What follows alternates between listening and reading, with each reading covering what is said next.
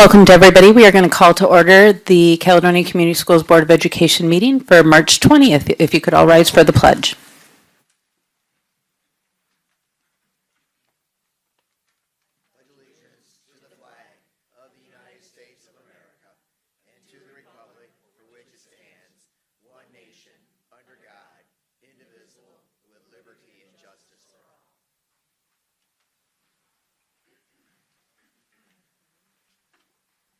Could I please have roll call?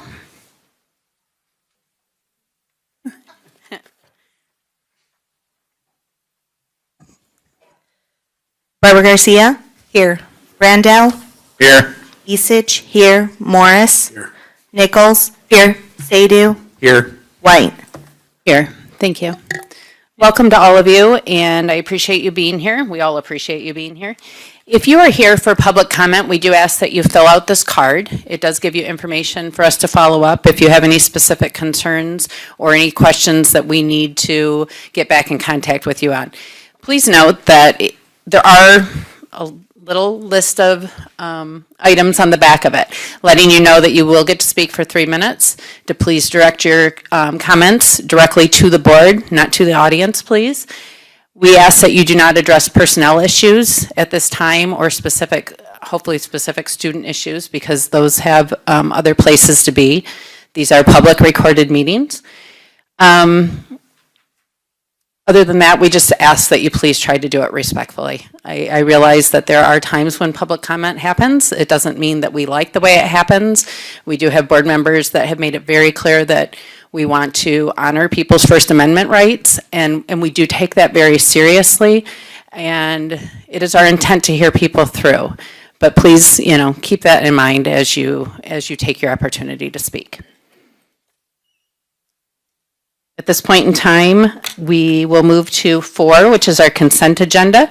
We have the February 21st, 2023 minutes. We have the March 2023 personnel report. We have the February 2023 payables. May I have a motion? I move that the Board of Education approve the consent agenda as presented. May I have a second?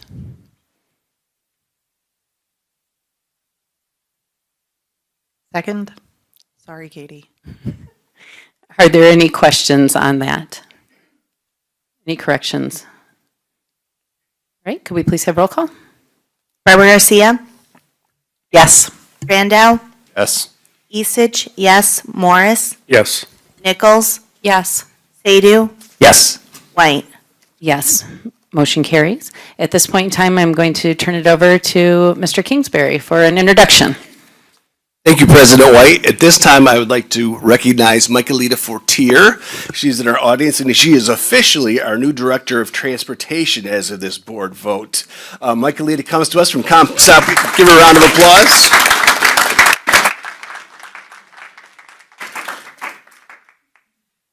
She's got a big smile on her face. Either she's embarrassed or wasn't expecting that, but Michaelita comes to us from Comstock Park. We were very lucky in acquiring her for this position. She is doing an outstanding job for us, brings a lot of experience, and just a great heart. I know with her character and her love of kids, she's going to continue doing an outstanding job for us for hopefully long into the future. So you already helped welcome, so I appreciate that. But congratulations, Michaelita. We're glad to have you with us. Thank you for being here. I saw your biggest cheerleader, Mr. Hess, there, standing up in applause next to you. So you do know what you're in for, and so we appreciate the fact that you're here with us, and thank you. Was there something you'd like to share?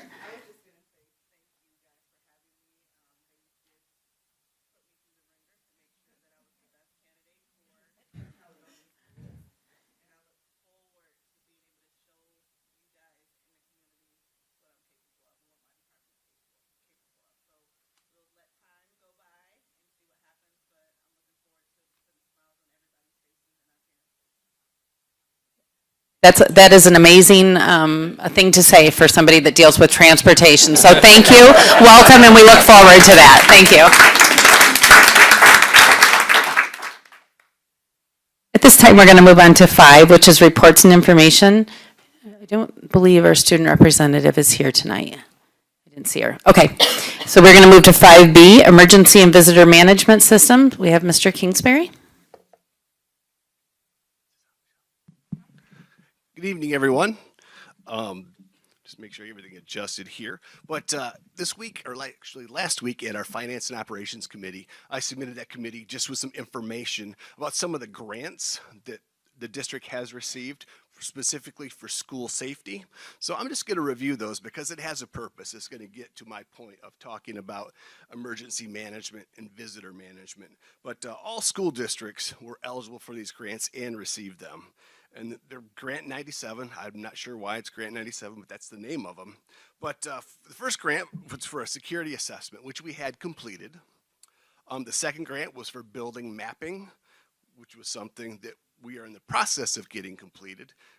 There's a common vendor throughout Kent County that the Kent County Sheriff has endorsed as the provider for these maps because they do a really nice job and it really will integrate in with the Sheriff Department system.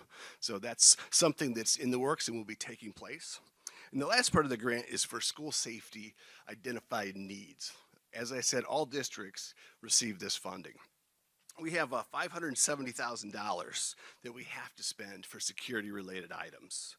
That was also listed in our committee information too, so you do have that at your disposal to look at.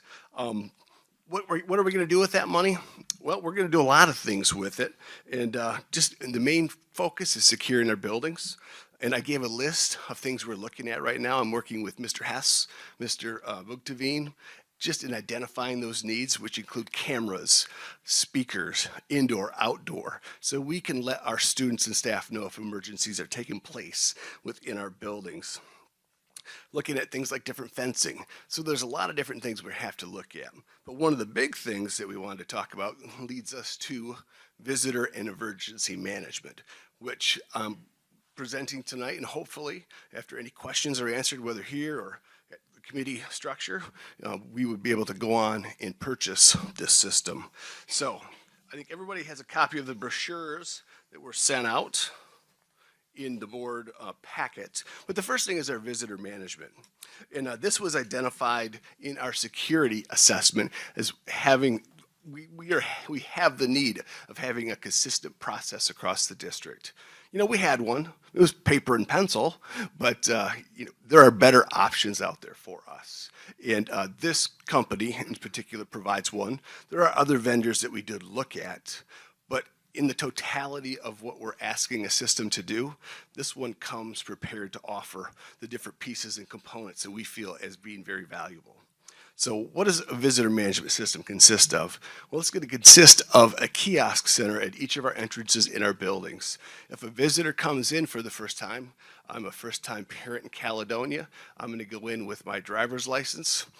We still want to be customer friendly to our parents, so we're going to help them set up their system the first time in their account. So we're going to take their driver's license, we're going to put it, we're going to scan it, and it's going to load into our system. So the next time that parent comes in, they just type in their name and we compare it against our list that we already have. And while it's doing that, let's say it's just another visitor, we're going to do a records or background check of the individual to make sure they're not on one of the sex offender registry lists throughout the nation. Let's say there's a situation where this specific individual shouldn't be in school. We can actually program to trigger an alert for us to remind our secretaries or whoever's letting visitors in that day that this person shouldn't be allowed into the building. What else is our system going to be used for? Well, if there is an emergency, we want to know who is in the building at that time. We need to be able to have a quick way to look at this information. If we have to evacuate the building, probably the last thing we're going to think about is grabbing the sign-in sheet on the desk. So we have remote access to this through systems. It's a cloud-based system. So one, we have a list of who's in the building so we can help account for that. Some other things that we have, it has a badge that is very updated. Every time somebody comes in, they'll get a new badge. It's going to have their picture, the date, and what they're there for. We can go in and we can check and make sure when this parent comes in to visit, we still talk about customer friendly, being able to hand them that badge so we can make sure this is the correct individual. So there's a lot of different safeguards here. So that's one of the things that we're looking at. Like I said, the cost of the kiosks and the actual integration into our school system. That takes most of the work right there. So that's going to come out to about $52,000. Then after that, there's going to be an annual fee of $25,000 per year. But that's just not for visitor management. I'm going to go into the second part of what that actually is. So we get people into our buildings. We have a secure way of identifying who's in our buildings, when they come, when they go. We have a list. We know if there's any reason they shouldn't be in the buildings. Now, something that most people aren't even going to look at or really wonder, or really have an understanding of what's doing. But once we're there, we have to prepare for all the different emergencies that can take place. And we need to be ready for those. So the next part of this system actually is the emergency management system, where there's several different components. We have a way to manage and track our drills. We do it on an Excel spreadsheet, which works. But it would be nice, would be able to go in and say, hey, I know this building's doing a drill on this specific day or that specific day. Or just, hey, I don't see the correct number of drills that are there. We can see kind of a report on how the drill went. Instead of having that scanned and sent, it can be logged into the system for us as well. And communication, it's a huge piece of emergency management. How do we know what to do? When do we know to do it? And what's really going on? So one of the nice pieces of this is it has an alert function. So anybody that has a cell phone, laptop, desktop, they can initiate an emergency. No matter what that emergency is, let's say there's a fire in the chemistry lab. They can push this button on their desktop or on their phone. It's going to trigger, go through the alarm system that already exists, so that fire alarm's going to go off. We know exactly where that emergency is taking place because we can geolocate that in the building and know where it's from. Then we can get the assistance that we need there in a quick time frame. Let's say there's a medical emergency, very similar to that. We might not sound the alarm, but we do have kids that might have allergies or other types of emergencies. We can put out a request for assistance where we have our medical response team. One, they know where to go, they know what's needed, and they're in constant communication. Because we have two-way radios, but we don't have one for every single person. Really, with this system, we're equipping with every person with a way to communicate. So that's a big piece of what we have. Accountability is the next piece of what we want to do. We want to know where our kids are at all times. Once again, paper and pencil. It's not the most accurate and fastest way. And in an emergency, you want to be quick, but you want to be detailed.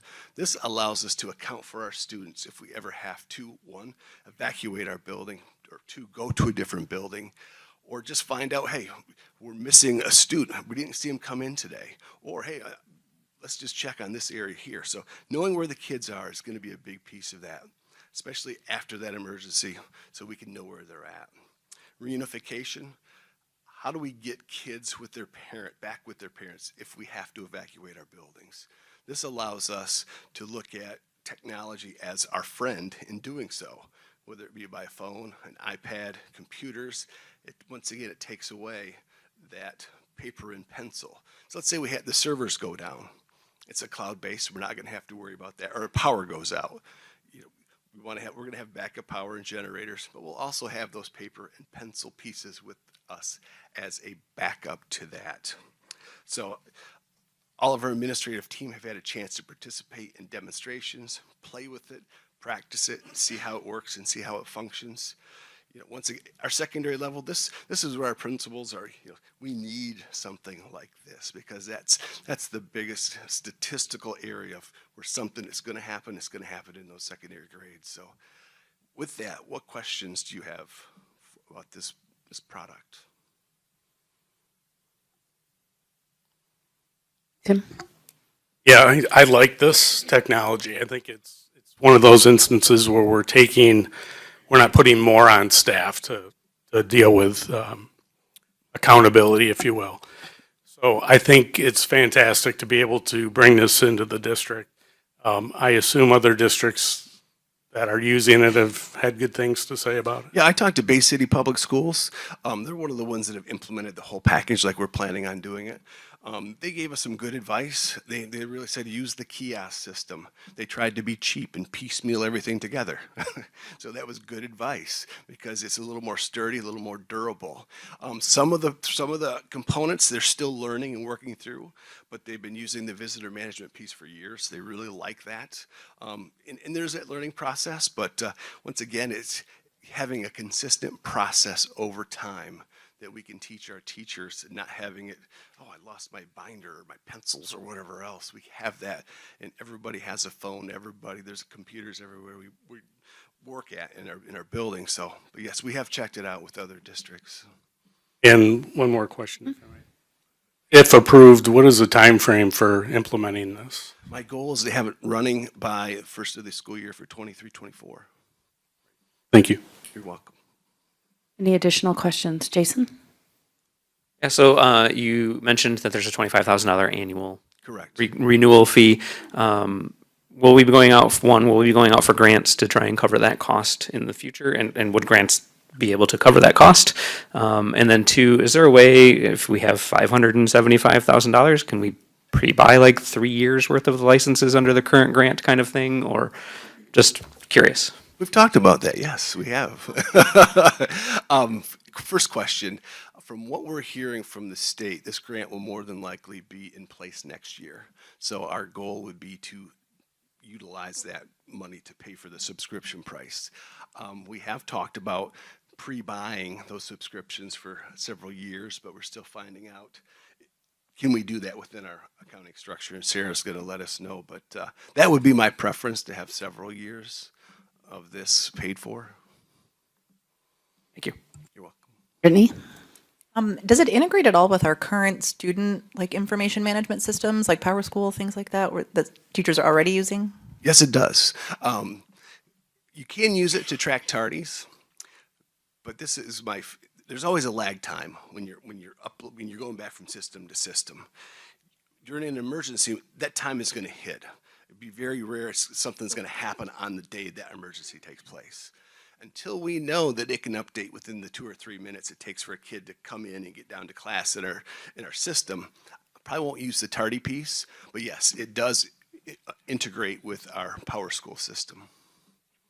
And then my other question was, is there any complementary system for our bus drivers or transportation so that they could have a similar, I don't know, list of their kids on their device? Especially, I'm kind of thinking in those instances where there is an emergency and we, need to reunify kids and families. That would more than likely fall under the bus purchase or the bus system, Traversa. Okay. And I think you're talking about that tonight, aren't you? You can ask that guy behind me on that one. Sounds good, will do. Yeah, we are, right now, I don't think it will, but we are looking at an updated system there that might be a little bit more compatible. That's kind of been our goal with organizational coherence as we bring on new systems, try to have as many as possible that integrate or talk to each other so we can eliminate some redundancies. So we'll keep an eye on it. But there are systems out there that do that. I'm part of a group for the county, the emergency management, and I just noticed in some of our recent meeting minutes that several districts are either trying to find a system or one that's using it. Just one of the big things they said, trying to get young kids to have an ID card that they don't lose or forget every day. That's probably one of the biggest challenges that they're seeing. So, but there are systems out there. I just don't have a lot of knowledge about those. Anything additional? Thank you. Thank you. We're going to move on to 5C, which is our 2020 bond update with Mr. Hess and Mr. Wills. Be very happy to start by talking about Traversa, if you'd like to. No problem. We're already talking about that in the future. And yes, it does have a portion of Traversa. We'll do that. But as Daryl said, that does have some interesting issues.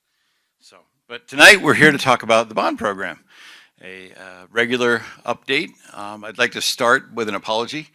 There were some errors in the documents that were uploaded early. So if you printed them early, please disregard them, delete them, and the new version is attached to the current report. So part of that is to start out as an interesting challenge. My paperwork and my documentation begins in the mid-October, when my mandate was placed on me about the remains of the 2020 bond project. Mr. Wills and Plant Moran Creso's current documentation is current, and the program you're seeing tonight ends in December. So there were naturally 3 months worth of data that wasn't crossing over, and there are some things that are in my world, in the going forward part, that were in his report in the happened already part. So there's a little bit of documentation there that we did correct, and we got it to match, and everything is good to go. So I'd like to start by introducing you to the attachment from myself. This is a high-level view of what we've been doing. And I have the clicker, don't I? All right, let's, do you have the other one, this one? Okay, no problem. We will leave that for Mr. Wills. This is attached to your documentation. Okay, this is a high-level view of each of the 15 major categories that has been identified as remaining in the 2020 bond and where we've been with it.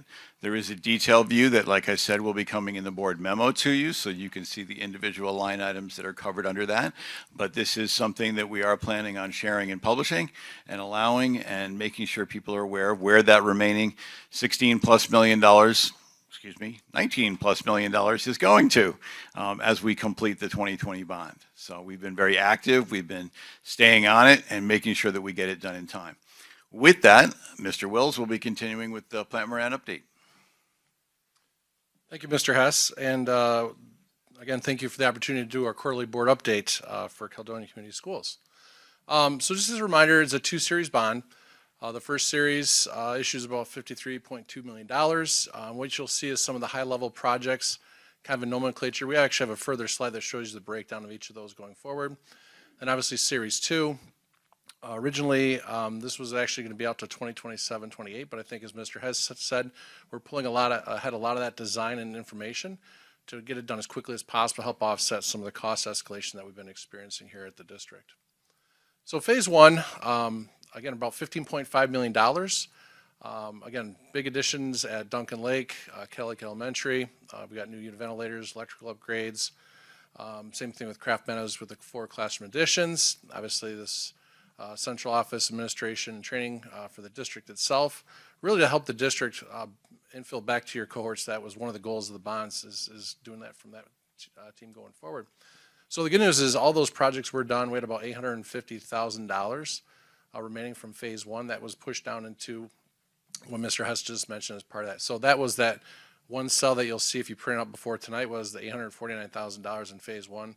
We pushed it down to owner's contingency, which ultimately gets presented to the board and worked through the administration. So again, our apologies for having that one cell remain. So that was a discrepancy Mr. Hess is talking about. So Phase 2, if you've driven down Kraft, you see a small red crane, fully erected. Precast panels are coming very soon. Frost laws are being lifted. We think working with the county and the township here shortly. So you're going to see some precast panels being swung here very quickly. Keep in mind, that was one of the first projects out of the gates with design with the bond program. Right now, we've spent about $10 million to date. You'll see here in the subsequent slides the remaining of that. But the exterior shell has been bought out, purchased. You can see when you drive by the foundations, the block walls are all going up. So this building is going to get erected very, very quickly going forward. And then lastly, the Phase 3. So the district back in 2018-19 did a 10-year capital plan. Those are some of the projects that Mr. Hess is really referring to as safety and security. The high school connector link, which is in design development right now. We're hoping to actually take that out for bids this summer, but obviously present updates to the board as we go through that process. Synthetic turf, I believe Mr. Hess has that on order. So again, that's something that we look forward to. And then obviously furniture, FF&E, and athletic or playground upgrades, kind of round out those projects. So where are we at budget-wise? So again, $88 million, $88,090,000. So again, that dollar amount has not changed. As I mentioned, $15.57 million was completed that first summer. The next series, the new Dutton. So again, about $651,000 has been spent to date. A lot of that was due diligence. So there's a purchase price of about $110,000 in the bond. And then obviously we've done due diligence such as Alta surveying, soil borings. If you recall, there was actually a 600-foot wide easement from consumers across the property that we were able to vacate, which is great. So at the end of the day, again, if the bond is successful in May, we'll continue with forward with that program. So it's not monies spent to not want. And also, the RFP process for the disposition of the properties, that's actually going pretty well with the developer that's potentially purchasing it. So athletic complex, you can see the $32.7 million program. Remember, it's a 47,150 square feet versus the 35,000 square feet. But at the end of the day, we've spent about $10.6 million to date, and we're doing about $2.5 million a month, and that's going to ramp up pretty quickly here through the rest of this year. So we are looking at a late summer, early fall completion, so about a year after the original anticipated date. But the good news is we bid it all at one time. So we have a guaranteed maximum price from Rockford Construction, and that's our template that we're going off of from that perspective. Switching gears a little bit, we call this Design Prime. So again, using Mr. Hess's experience in the bond worlds, about $7.2 million of paving and roofing. To put in perspective, that first summer, I believe your roofing costs were about $18, $19 a foot. It's now $40 a foot for a similar roof. So it just gives you an idea of cost escalation. So doing the roofing that first year was actually a wise decision by the district to accelerate that and avoid those additional costs.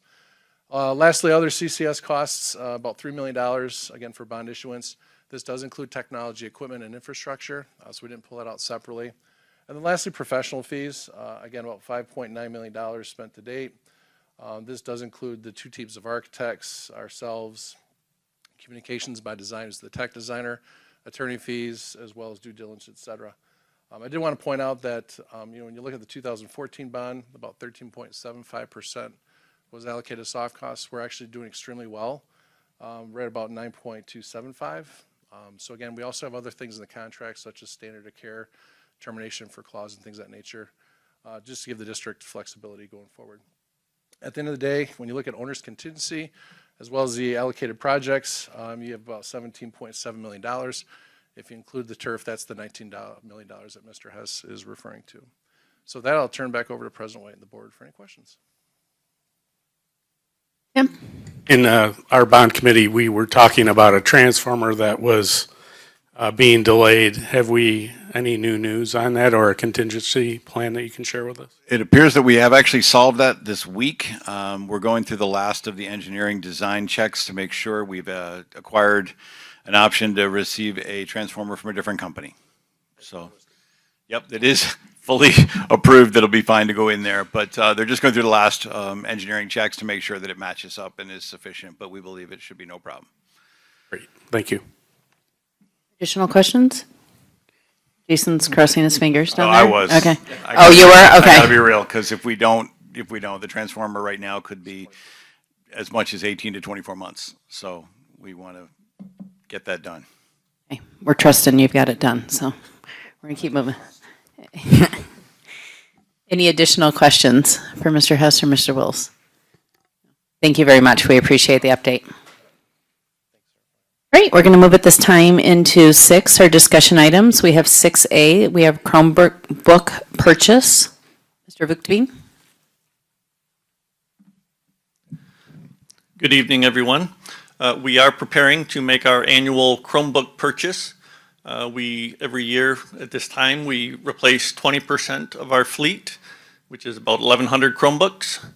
And right now, the REMC organization has gone out to bid statewide for Chromebooks, desktops, laptops, all kinds of end-user devices. And we intend to make this purchase off that statewide bid. The prices are not released yet. They're reviewing those right now, and those will be released in the next week or so. And we'll have pricing then for the next Finance Committee meeting and then the April board meeting to hopefully make that purchase approval. And that will give us time to get them in over the summer, hopefully. Supply chains line up the way we want them to. It's not just transformers, it's laptops and all kinds of other things. But right now, things are looking good. But again, we want to get our orders in ahead of all the other folks that might wait until May or June or July to purchase things. So that's where we are at with that right now. Are there any questions? Jason? Just one thing we talked about in our committee meeting, if you could just help remind the rest of the board, what do we do with the Chromebooks that we are taking out of service to replace with these? Certainly. And we would be bringing roughly 1,000 of them out of service. Some of those will be at their very last leg and will get recycled appropriately. Other ones we'll keep and salvage for parts. Many of the screens are interchangeable with our current models that are in circulation, so we can pull screens out of the old ones and save money from buying parts that way. If the screens aren't interchangeable, we'll look at reselling them or selling them back to a salvage company, and we'll get some income back from that. And then we would use that to offset repair prices. Thank you. Additional, Tim? Yeah, just to clarify, we're paying for these out of general funds, isn't that correct? Yes. Any further questions? All right, thank you. Thank you. On to 6B, which is high school flooring. Mr. Hess? Hess comes up with his monthly stack of papers here. Okay, as part of the 2020 bond, one of the major categories, one of the primary categories, is the replacement of a large amount of flooring, carpeting to be specific, at the Caledonia North High School. To be real, you could go in there and you would look at the carpeting and say, that doesn't look too bad. Primarily because it's an excellent product. It has held up very well, although it is at this point time to replace it, bring the look up, bring the feel up. It's lost some of its properties. That is original carpeting. For anyone who's been in the building, you'll be amazed at how well this stuff holds up. So with that in mind, we are looking to replace a large quantity of it, as you see in the request there, with the same company, same manufacturer, new colors, more updated 2020 type colors instead of 1990s or earlier. This is solicited through a cooperative purchasing agreement, of which we are a participating member. The manufacturer is Tarkett, and River City Flooring is the local vendor. We've done quite a number of projects in the district with River City Flooring, and they've done a tremendous amount of this particular product all over Western Michigan. It is extremely durable and extremely well priced for the for what we're getting. So, and you can see the maps of how much we are replacing on the first floor of the high school. Pretty solid quantity. Do we have any questions for Mr. Hess? Okay, we're good with that one. We are going to now move on to 6C, which is the Duncan Lake Middle School student furniture with Mr. Hess. Again, under the furniture, fixtures, and equipment heading, we do have money set aside at each building, and Duncan Lake does have a quantity remaining. The student furniture, this is student desks, student chairs, student tables, just those three items.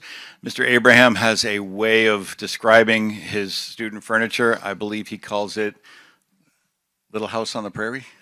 So yeah, we'll be honest, it has been around, some of it has been around since the time when that was a high school. And that's been quite a while. So some of it is definitely in need of replacement. You're shaking your head in disbelief. And so yes. Because it has not been a while, Mr. Hess. That's why I'm saying that. It's been a while.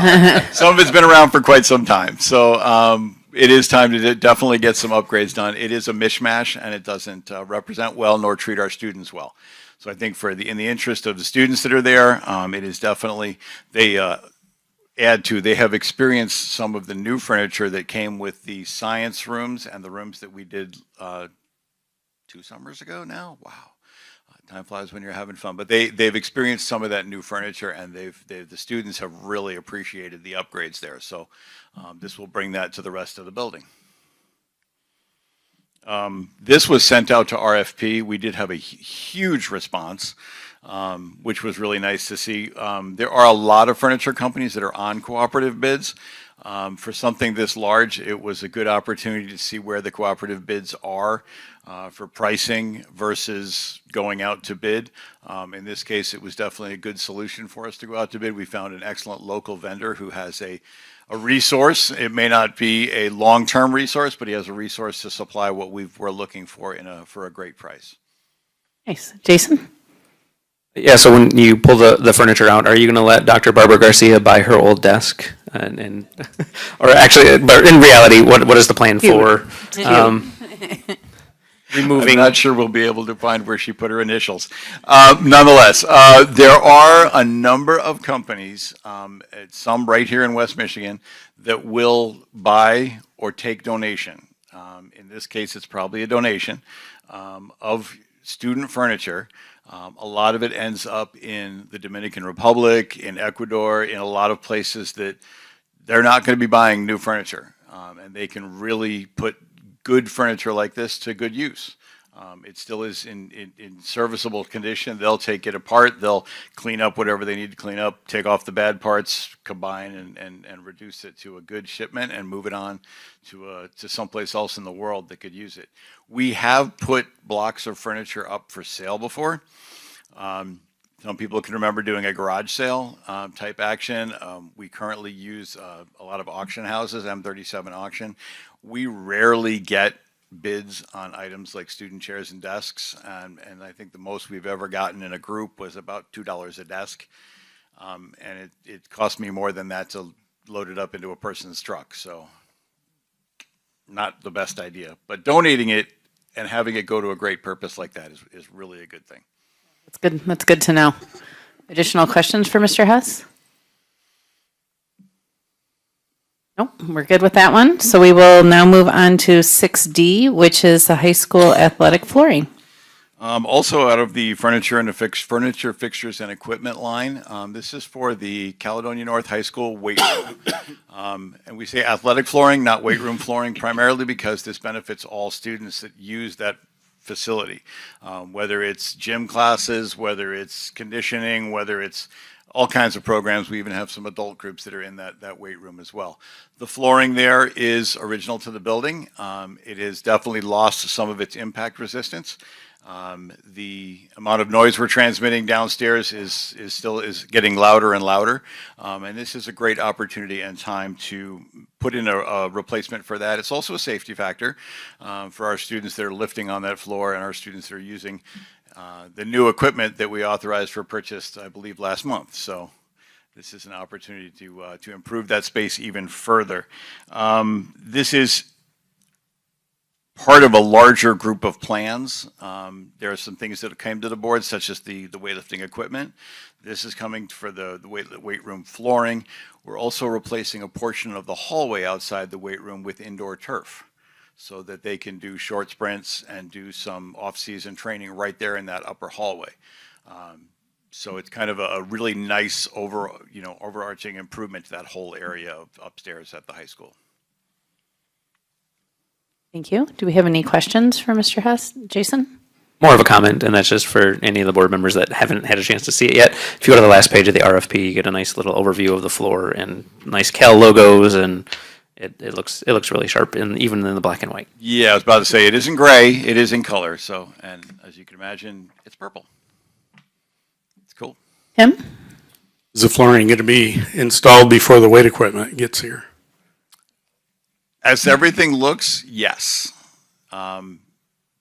That's the goal and that's the plan. The company that is named in the contract called me today and said they were ready to go.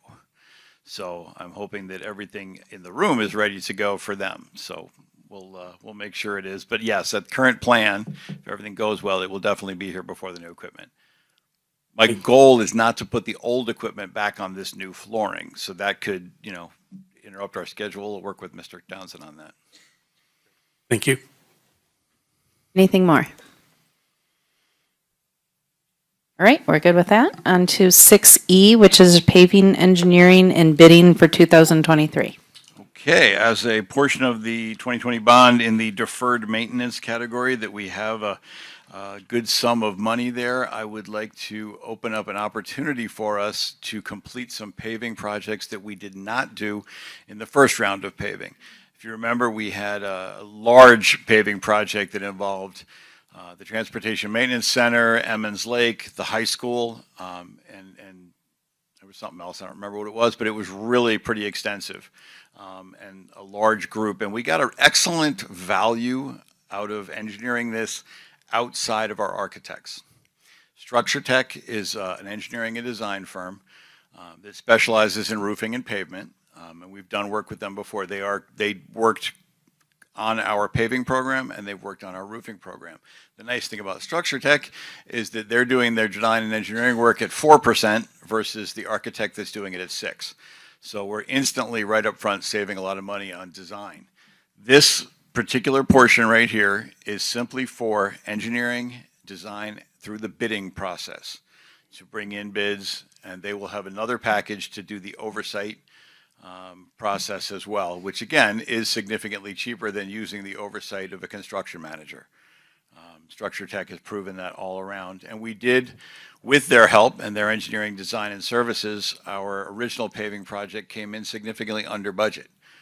This is much smaller. This is two areas that we absolutely need, and one that's an option that we'll decide when we see the numbers. If anybody's been in the Duncan Lake Early Childhood Center parking lot, they know that you could lose a small car in there very easily. And we realize and we know that it's time. We've done a lot of investment in cold patch, but cold patch doesn't last. It just lasts as long as you can hope for, and eventually the coals come back. So it is time. The Johnson Street driveway to Duncan Lake was not done as part of that larger project, and it tees up nicely with this. The second portion would be the entrance to Craft Middle School and the high school. The Y around the sign there, that's been coming apart for quite some time and is in need of replacement. And the optional project, which we're looking at, is the varsity baseball parking area. This is currently a sand, clay, dirt lot that is not well utilized because there's no lines, there's no structure, there's no definition to it. So we're looking to improve that if we can. If the numbers come in good, we'd like to take that. So we'll be back with a paving package and a continuation of engineering if that happens. So this is just for that original design work. More to come on all of that then. Any questions currently for that? All right, we're good there. On to 6F, which is our stadium scoreboard system, and I know that says Mr. Hess, and I see our fearless leaders from the athletic department with Mr. Townsend and Mr. Miedema have snuck in. They don't often come visit us at these, so we're glad to have you. I'll introduce the project. This is an opportunity project that is long in the waiting, long in the coming, but it is a perfect plan and a perfect project to dovetail into the replacement of the synthetic turf. We have an opportunity while the field is open, there's no top on it, we can lay all of the appropriate groundwork for this project to happen. So it really dovetails in nicely with what we're doing with the turf this summer. And with that, Mr. Townsend. Thank you for having me and giving us this opportunity to grow our athletic programs. 4 years ago, Dr. Martin tasked me with the job of setting a 5-year plan. Within that 5-year plan, if you take a look at it, this was in that 5-year plan. No one thought that we could be as great as we are going to be. We still got a ways to go, but this is the opportunity for us to be Cal and show why we are who we are. With the digital scoreboard, it allows us the chance to create sponsorship, to generate revenue all across the platform at all of our athletic events. What happens is some people get in the mindset of spring sports don't bring in a lot of revenue because we don't charge at a baseball game or a softball game. This allows us that opportunity to bring residual income to help offset some of those costs.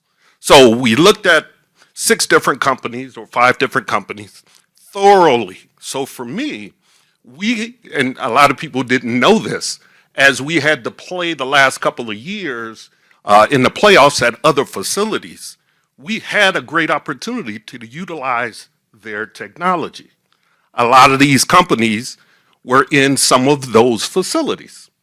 We found the best company was Daktronics. Our students love that technology. It works well with our phones and everything that we're trying to do. So we ended up choosing Daktronics, and it's going to be a beautiful, beautiful facility. Questions? You have questions for Mr. Hess and for Mr. Townsend? Tim? I think one thing that stood out when you presented at the Finance and Operations Committee was the engagement with the students in creating the sponsorships. Can you speak to that just a little here? 4 years ago, when we first started this process, what we want to do is when a student in our entire district, when they look at our facilities and they say, I want to go to Cal, they're doing this. This is what they're doing. You want that excitement. You want them to feel great and passionate about coming to our events. And that's what it's about. It allows us that opportunity to engage our students from youth all the way through. When a person is looking at themselves on the TV and entertaining themselves, it's a huge, huge reflection of who we are. You as a board, in our community, we can create commercials and broadcast those out as well. We can also have those put on our technology when we adapt it to our cell phones. So one of the things to understand, we're going to bridge all of that stuff together, and we'll be able to touch everyone in the community and outside of our community as well. I would only add in answer to that question that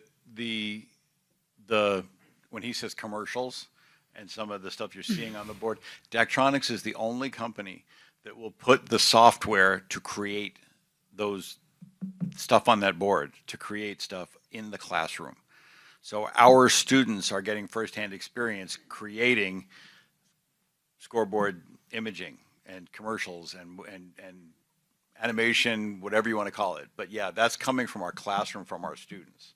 Daktronics is probably without a doubt, I would say the only company that does that well. When you say they're the only company that does it, is it the only company that integrates it in with their purchase, or is it the only company that has systems that allow it to happen? They are the only company that does it well, and they are the only company that includes it in their purchase.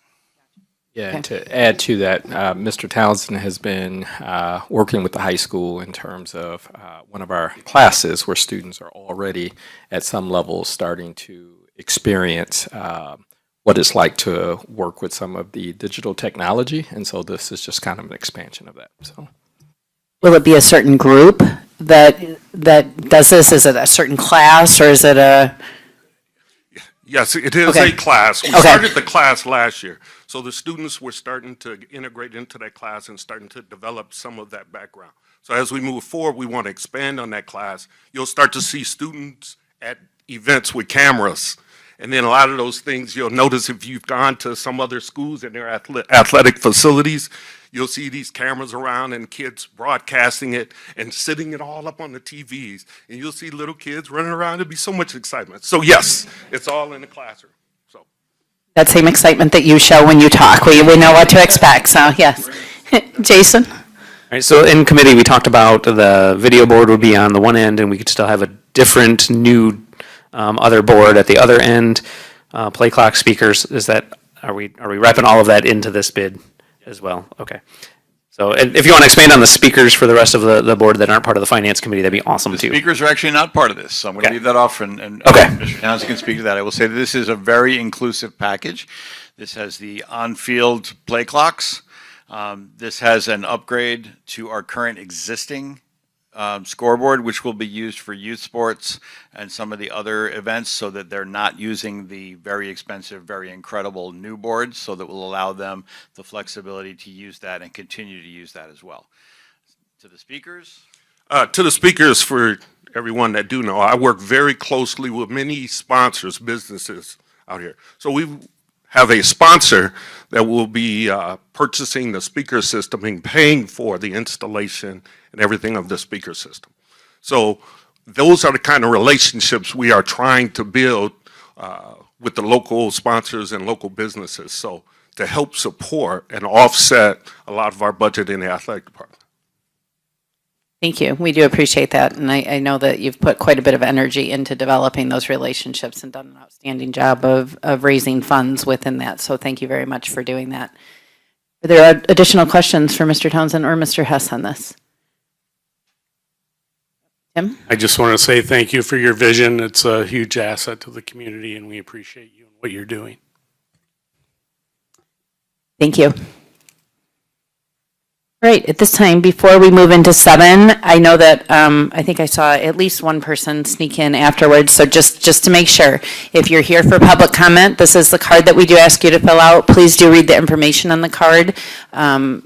You do have 3 minutes to speak to the board. They can be turned in at the back of the room over there, and they will get those up here to us. So at this time, we're going to move into 7, which is board and superintendent reports. We have 7A, which is teaching and learning committee.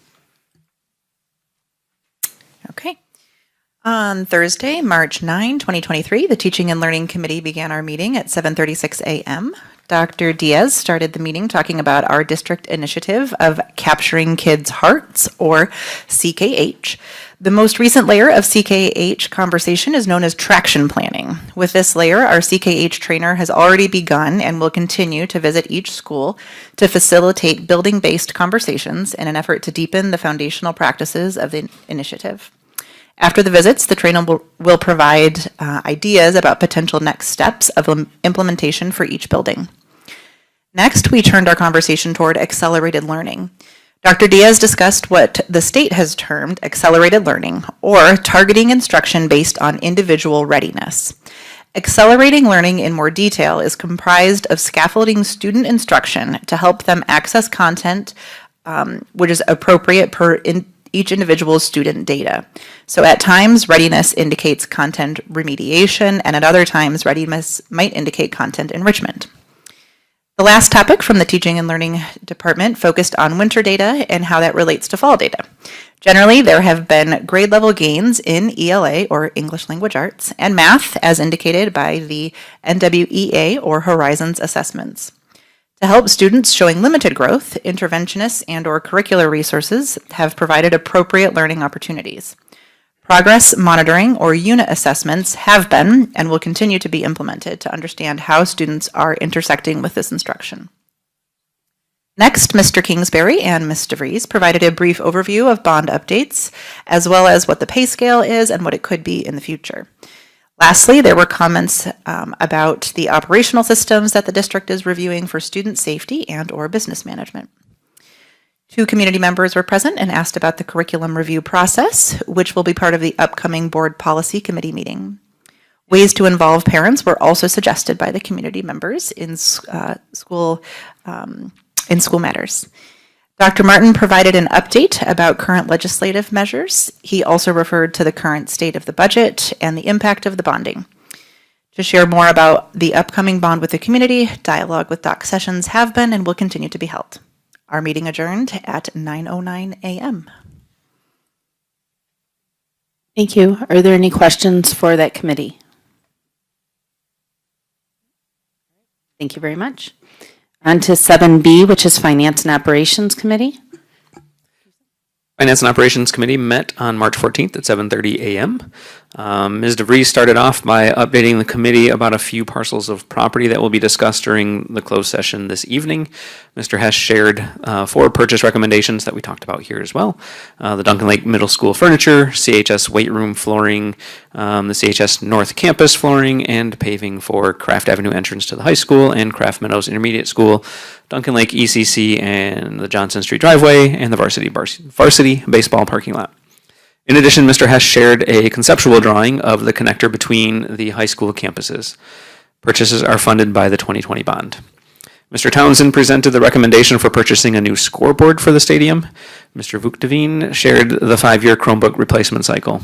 Each year, 20% of our inventory is replaced as it nears the end of its life cycle. Mr. Kingsbury provided a negotiations update and a report on items that will be purchased with the school safety grant, including the Raptor system we talked about here. Dr. Schrober and Dr. Diaz gave a curriculum and learning update, followed by Dr. Martin's superintendent update, which included a legislative update and the progress of his dialogue with Doc Sessions. And we adjourned at 9:34. Thank you. Are there any questions for that committee? All right, thank you very much. We are going to move on to 7C, which are our board reports. Are there any board members with anything specific? Just as a reminder, we do have our Adopt-A-Road. It is, I believe it's a week later than what I feel like it normally is in April, so we can pick a date when it comes to April, because this is Michigan, and trying to plan this far in advance might not work so well with the weather, so we will see how that goes. And please look for information to come from Ms. Zoet on graduation participation.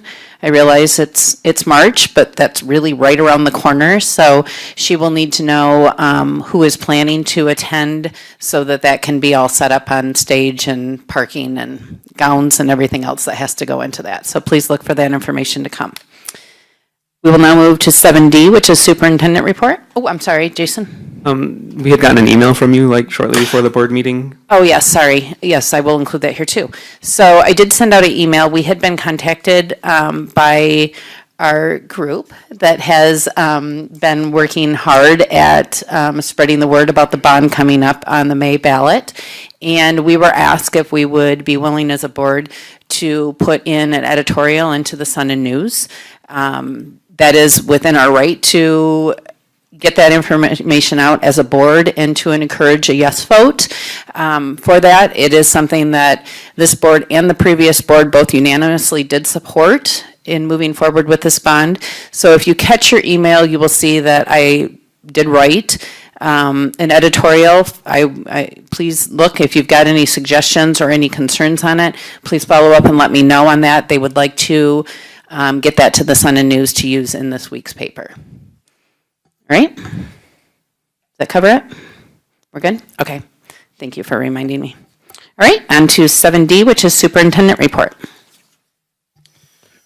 Right, I will not be super long tonight, but we did have a dialogue with Doc session last Tuesday. We had a small crowd, a few who were at some previous dialogue sessions. We do have another one coming up later this week, I believe on Thursday in the middle of the day, so kind of for the lunch crowd. And so I think that brings us to number 5 or 6 or 7, I'm losing count. But we'll continue to do what we can to get the word out regarding our bond efforts and other great things that's going on in our school community. Just a reminder to our Board of Education, we are looking for a board workshop. We generally do this whenever we have a transition of new board members on. It's a time for us to kind of look at best practice for boards of education, as well as kind of recommit to kind of guidelines that the board set for themselves.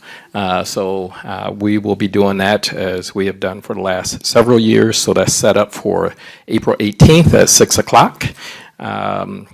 So if you haven't done so, please make sure that we connect with Ms. Zoet to make sure that we're able to have all board members present.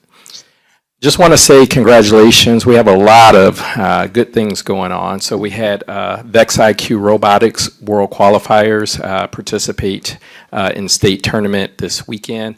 Not quite sure how they did, but awfully happy to know that we had 3 teams who were able to participate this weekend. We also had students who were involved in the mock trial from the high school. We sent 3 teams to compete in the regional tournament competition. Right now, our school has placed 3rd overall and received honorable mention. So congratulations to the CHS mock trial. FFA continued to do great work there with our junior high school FFA team receiving bronze award at the FFA statewide convention. Our high school jazz team, they were also able to participate in the MSBOA District 10 Jazz Festival, where they received a Division I rating. So again, outstanding performance once again from our high school band, particularly the jazz team. Caledonia Rad Drone teams, I'm sorry, get that right, also was able to compete in the West Michigan Aerial Drone Competition. And being named in the Tournament Tournament of Champions and taking home 6 awards and qualifying 3 teams for the drone championship in May. So congratulations to that team. And last but not least, just thank you to our food service. We sent out a letter late last week to all families, but in particular, because of an extensive amount of ESSER funds, which is state and federal funds to support students through the pandemic time. We continue to receive higher than normal reimbursements from state and Fed for meals. And so that allow us for the remainder of this year to extend free lunches to all the families who qualify for reduced lunch. So by the provisions of the food service standard by the state, they can only carry over so much per year in their fund balance. And so we had to do something to be able to utilize those funds. And so since we've invested in new equipment over the last couple years through the bond and through the food service project, we were happy to be able to help some families a little bit more during these trying times, at least for the remainder of this year. So we felt that that was a good way to utilize those funds based on the additional funds that was received through reimbursements for food service. So once again, happy to be able to help families any way we can with that. And so with that being stated, that is all I have for tonight. Thank you. Any questions for Dr. Martin? All right, thank you very much. At this point in time, we're going to move on to 8, which is our public comment. I ask that all cards be turned in at this time. I will first start it with Melissa, followed by Christina, and then Mallory.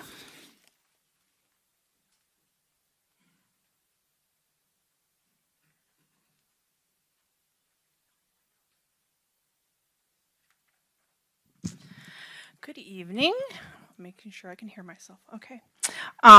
Tonight, teachers and staff at the high school, Duncan Lake and Craft are holding parent-teacher conferences tonight and the rest of this week to meet with families to discuss student growth, their achievements in the classroom. Deb Gaffner, speech pathologist at Dutton Elementary, wrote a grant to have Chris Klein come to Dutton. He spent 2 days at Dutton spending time with individual students who use AAC. I call those the talkers for our students. He presented to staff members throughout the district, community members, and then did a whole school presentation. High school teacher Kate Bauer worked tirelessly and did an amazing job with the students to present a fantastic production of The Sound of Music. I was amazed. And she noticed exactly all that the kids gave and how they had to miss Winterfest. And so she actually organized a masquerade ball for the kids to do last Friday as part of a thank you for all the work that they did. Our elementary teachers are very busy with March is Reading Month. They're inviting family members and some guest readers to come in and show their love of reading. I personally would like to thank the 5 board members who agreed to come in and read to kindergartners, and my students look forward to having Mr. Kingsbury and Dr. Martin in the coming weeks. Thank you. Thank you very much. Next, we have Christina, followed by Mallory, and then Bob.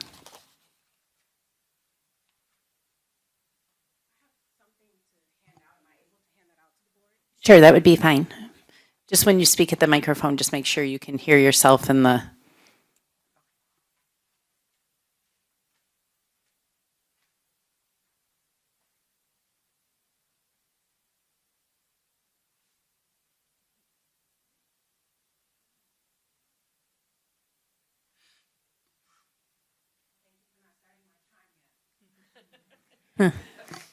So I came here to talk about a personal issue, and then I read your card. So I had to like regroup and make sure that I am being respectful and mindful of your rules.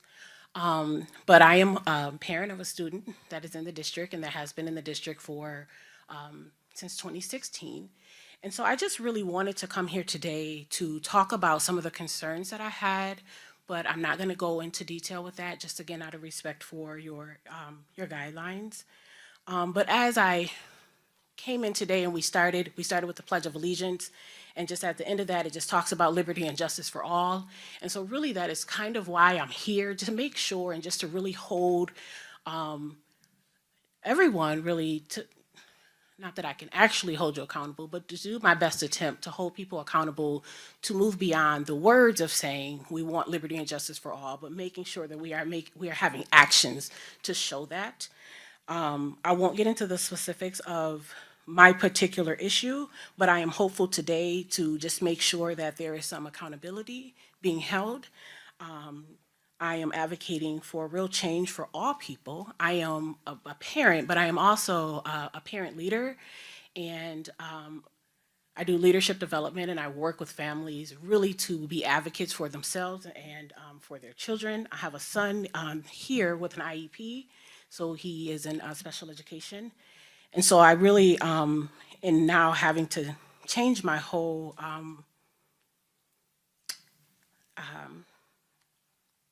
plea, I guess I could call it. I just want to just advocate to make sure that we are being mindful of people that are coming in to districts. I often joke and say that we are one of the only chocolate chips in the cookie. And it's okay, we know that, but to be mindful that our policies and our practices are conducive for all people and all levels of learning. I've had an extremely challenging time getting some of the things met for myself, and so I just know that if I'm having those challenges as an experienced parent, working with people and systems on local level, state level, and a federal level as well, I know that if I have the 10+ years experience that I have, being on this side as well as sitting on that side of the table, I can only imagine the difficulty of families that don't have that leadership experience, don't have the voice to, or the courage to stand up and speak to those things that we have rights for and that we're advocating for. So I wanted to do that. I'm being mindful of a time. I did leave you with something. I hope that you take the opportunity to review the information that I have provided. It will give you a better picture of why I'm here today and the reasons that I could not discuss, but just a summary of those concerns are provided in there. There's also letters of support, not only from current providers, but also previous providers, samples of work, and just communications back and forth to show that my continued efforts have not resulted in the needed change. And so I wanted to, again, address the board. I've gone through what I would consider the full chain of command, and this was just my last step to see if we can come together and really create some change and hold individuals accountable to make sure that we're doing that for all students. So thank you very much. I do have a card in there. If anyone has any questions, feedback, or concerns, and you want to contact me, please feel free. Have a good evening. Thank you very much. Next, I have Mallory, followed by Bob, and then Wendy. Hello, Mallory Walsh here, representing Friends of Caledonia Community School for the upcoming supplemental bond. I just saw a full room, and I know so many people watch this back, and so I wanted to provide a public update and thank you.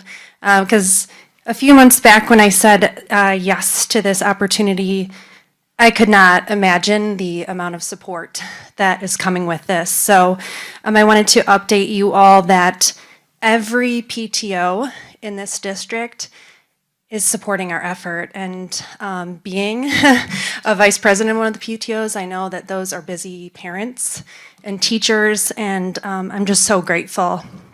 The CYSA, so our Youth Sports Association, has just extended an incredible support by emailing all of the parents of those players. We've had support from boosters, band boosters, the Caledonia Education Foundation, and the Caledonia Community Center, with more large group endorsements coming. And so I just wanted to publicly thank those groups and let you all know, if you know members of those groups, to thank them on our behalf as well. We've hosted a few community events, so literature pickup. And again, just a great community. It was a great turnout. We've had a 70-year-old woman offered to do 6 weeks that remain of this opportunity, 6 weeks of calling on our behalf, which just blew me away. And neighbors coming to campaign their area, which just, again, speaks volumes. So I wanted to thank them and then thank all of you. I know it was a unanimous vote, but just the united support is incredible to see. From Katie canvassing her neighborhood to Tim helping me with yard signs, and the list goes on. And so I just wanted to say thank you to the amount of people who have donated to this effort, shared on social media, put things outside of your home and businesses. Our committee, which is myself, Kyle Clement, Crystal Seydoux, and Monique Brennan, we just thank you all and thank this community and our children. Appreciate you for hopefully saying yes to this come May 2nd. So I do have our yard signs. If anyone in this room is interested in putting them out in your home or business, we'd greatly appreciate it. Thank you. Thank you. Next, I have Bob, followed by Wendy. Hello, everyone. Thank you for giving me the time. First off, I'd just like to say thanks for putting on the Dialogues with Doc. That's really informative. I know there's a lot of people put a lot of work into it, so I don't want to diminish that. I did have some concerns, though, and I'll be the alternative view to probably most of the people in this room. So for me, I got a couple quotes which I think sets the stage for what I want to say, which is, it's always easier to spend other people's money than it is your own. And just because you can do something doesn't mean you should. So as a community, there was a lot of things that I saw that are assets that we're trying to put on this 22-year bond that aren't 22-year assets. And so for me, that's a very major concern. What we're in any type of a fiscal responsibility, you need to pay for the assets as they depreciate, and when they're gone, you shouldn't still have a bond that you're paying on.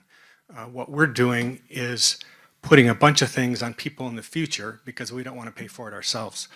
And I'm just saying, from a personal responsibility standpoint, maybe we need those things. If we do, then let's get a bond out there that pays for it in a 10-year bond, so that we don't have athletic fields, scoreboards, things like that, which somebody's paying for 20 years from now that's never even seen the field that they're paying on.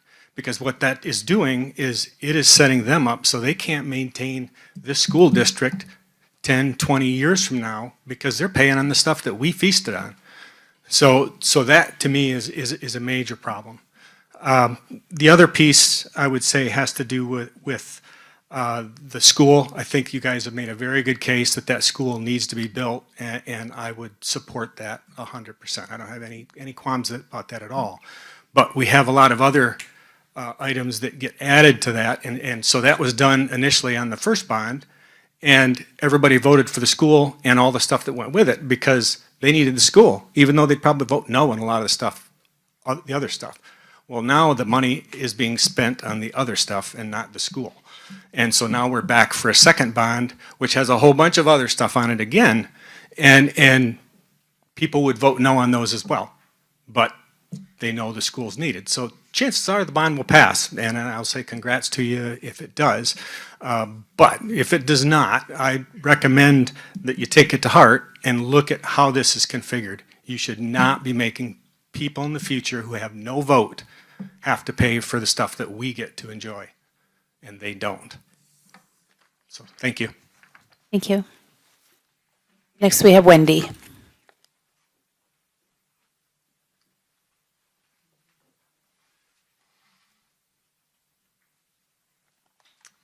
Hello. All right. Oh, time started. First, I wanted to again thank Melissa Van Gessel and her kindergarten students for writing letters and sending artwork to numerous MSU students. I personally know a few of the recipients, and it really made their day to receive such special mail. So thank you to Melissa. Contrary to a public comment last month, I wanted to talk about supporting students' mental health. I feel it's vital that the school supports mental health. If anyone believes that a healthy-minded person shoots up a school, my opinion is they're delusional. If we want a safer school, we need healthy-minded students paired with supportive families and staff. Teaching hate happens at home. Making derogatory comments about groups that don't believe are accepting to society sets a tone to your own children. When this happens, those so-called outcasts need their own families more than ever. And when they are not supported at home, who better to receive support from than school? That leads me to a speech here last month about a 6th grade student at Craft Meadows being asked to select their pronouns on their semester wellness check-in. Since some people here are uncomfortable with accepting differences, I wanted to report that after speaking with Principal Ewell at Craft, as expected, much like CRT, this actually was not being asked of students. What these check-ins do is allow students an opportunity to communicate if they have needs at home, if they are worried about anything, and if they feel connected with their friends and peers. I feel this is extremely beneficial to students. I ask when community members speak at our meetings, they take the time to research facts instead of spreading misinformation that pushes their own personal agenda. ESSER funds were brought up last month, and like many businesses took advantage of PPP loans, I'm thankful our school district took advantage of ESSER funds. Administration thoughtfully used the ESSER fundings so that the impact of the temporary nature of them were not felt as much as some may have thought. Thank you for putting our students first and providing staff with the tools needed to help students remain successful when these funds are no longer available.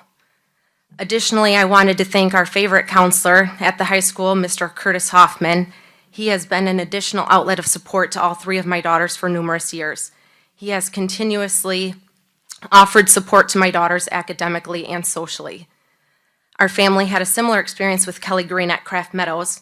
Our counselors are our foundation, our support team, they care and are passionate. I greatly appreciate them. I also want to thank Katie Esich for picking up bond literature and yard signs to go out and canvas with me, as well as Dr. Martin for holding the dialogue with Doc. Lastly, I just wanted to talk about, thankfully, we have, I'm just like 10 more seconds, is that That's okay? fine. Yep, please wrap up. That we have the freedom of speech. I know that my speech a couple months ago pushed some buttons, and I was not at all surprised by people speaking back out about my speech. Oops, I lost my track. But I wanted to be reminded to them that during COVID times, there were speeches directed at board members that made those, that had people with had a problem with my comments. And I understand that some took my comment as a personal attack. However, I had questions for the board that I felt needed answers. That was it. Thank you. Thank you.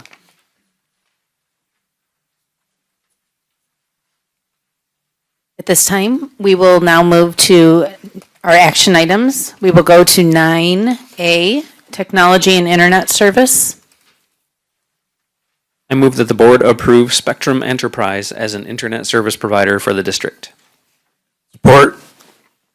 Second was by Tim. Are there any further questions on this? Comments? No? Can I have a roll call, please? Berber Garcia, Yes. Brandow, Yes. Esich, yes, Morris, Yes. Nichols, Yes. Sadoo, Yes. White. Yes. Motion carries. On to 9B, High School Flooring.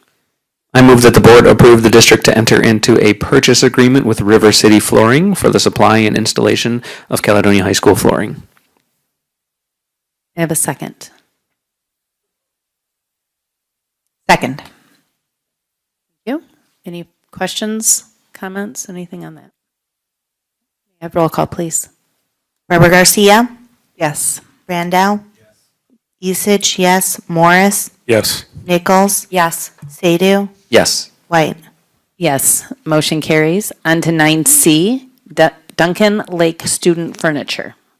I move that the board approve the district to enter into a purchase agreement with the GRX Group for the supply and installation of student furniture at Duncan Lake Middle School.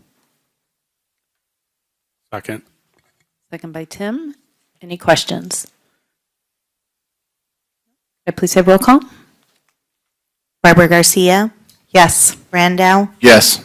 Isich, yes. Morris, Yes. Nichols, Yes. Sadoo, Yes. White. Yes, motion carries. On to 9D, high school athletic flooring. I move that the board approve the district to enter into a purchase agreement with SPEC Athletic for the supply and installation of weight room flooring. We have a second. Second. Second by John. Any questions? Okay, can I have roll call, please? Barbara Garcia, Yes. Brandow, Yes. Isich, yes. Morris, Yes. Nichols, Yes. Sadoo, Yes. White. Yes, motion carries. On to 9E, paving, engineering, and bidding, 2023. I move that the board approve the district to enter into a contract with Structure Tech for engineering and bidding services for paving. We have a second. Second. Any further questions on that? Roll call, please. Barbara Garcia, Yes. Brandow, Yes. Isich, yes. Morris, Yes. Nichols, Yes. Sadoo, Yes. White. Yes, motion carries. On to 9F, stadium scoreboard system. And while I may not do this with the enthusiasm as Mr. Townsend, I move that the board approve the district to enter into a purchase agreement with Daktronics and Universal Sign Systems for the supply and installation of a stadium scoreboard system. I have a second. Enthusiastically, yes. Any questions on that? I have roll call, please. Barbara Garcia, Yes. Brandow, Yes. Isich, yes. Morris, Yes. Nichols, Yes. Sadoo, Yes. White. Yes, motion carries. At this time, we will be making a motion to go into closed session. I can't tell you how long closed session will be. You're welcome to stay. Many times when we go to closed session, we do not have a motion afterwards. We do have a possible action item if we need it after a closed session, but I can't tell you that will happen or not. So you're welcome to stay if you want to stay. We will be leaving this room. Will cameras stay on in this room? This room will continue recording while we're gone, just so that everybody's aware, and we appreciate you being here. So thank you very much. If you're staying, great. If not, please have a nice night and enjoy the sunshine. So thank you. I will need a motion to go into closed session. I move that the board convene in closed session under the Open Meeting Act, MCL 15.268, paragraph 1H, to consider a letter from its attorneys for the reason that the letter is exempt from disclosure under state law due to the attorney-client privilege under the Open Meeting Act, and MCL 15.268, paragraph 1D, for consideration of property purchase or lease. May I have a second? Second. Do you have it listed as roll call? Can you do roll call, please? Oh, actually, it says Asper. Okay, Barbara Garcia, Yes. Brandow, Yes.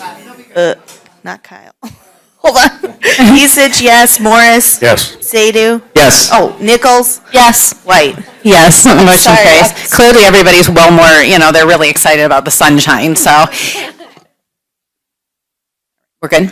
Okay.